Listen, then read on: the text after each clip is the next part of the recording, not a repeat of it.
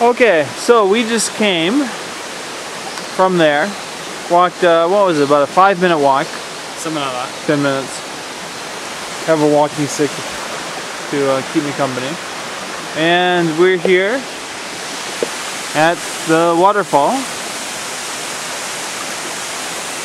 Now it's way too cold to go swimming today, but this is a nice little swimming hole in the summer.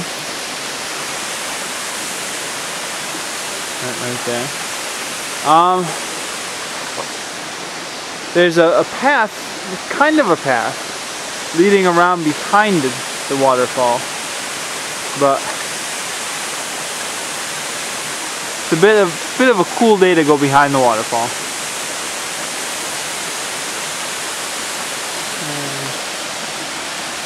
In the river.